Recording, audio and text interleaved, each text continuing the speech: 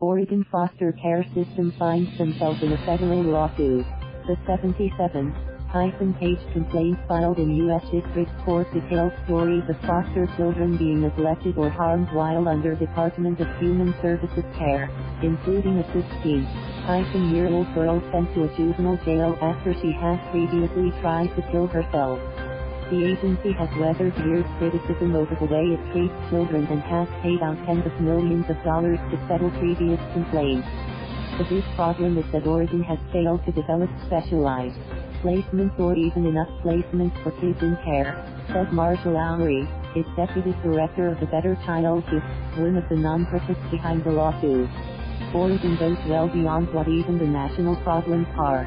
In a statement, DHS Director Caribert Pastoret said the agency is committed to finding children appropriate placement, especially those with intellectual and developmental disabilities. He said it is taking steps to address the problems identified in the lawsuit and is finalizing a long-term, statewide plan to recruit more foster families. DHS also plans to reassess its use of out-of-state facilities, he said. At a legislative hearing last week, Pastoret recognized flaws within the system but maintained that the agency still provides quality services for the 7,500 youth in its care. We do make mistakes, Pastoret told lawmakers. A few mistakes, 10 mistakes, 20 mistakes, 30 mistakes are never acceptable, but they don't constitute a system that is broken.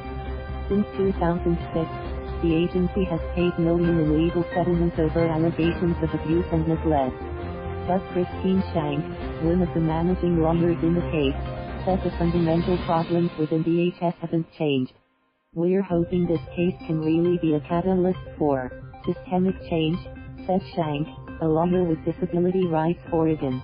In the case of the 16-year-old girl, lawyers say she landed in state care after her father refused to get her mental health services.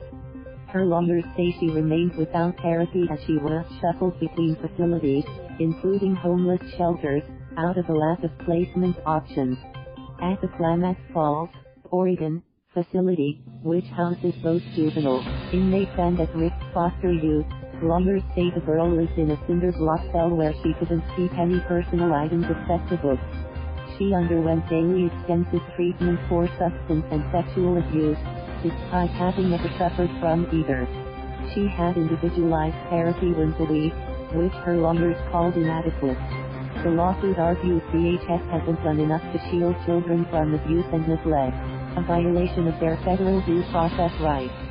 The lawsuit also says the department has failed to provide foster children with a permanent, stable living situation.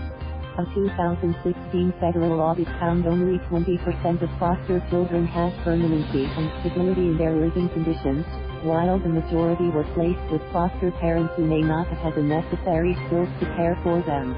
The department made concerted efforts to provide children with permanent homes in 41% of cases.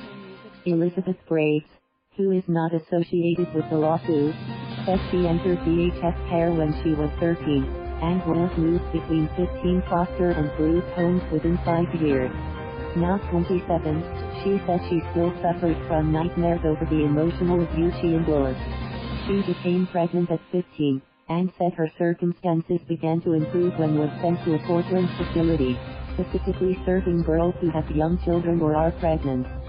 She received individualized attention plus parenting lessons. Thus, less than an hour after Graves gave birth, she said DHS intervened and put her son up for adoption. According to Graves, her caseworker had determined she was too young to care for the child. I did everything to prepare for him, she told the Associated Press. I spent all that time at a group home learning how to take care of him and even set up a room for him.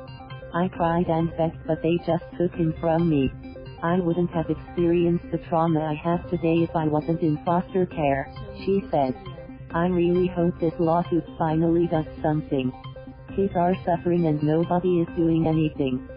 Thank you for watching. Please subscribe.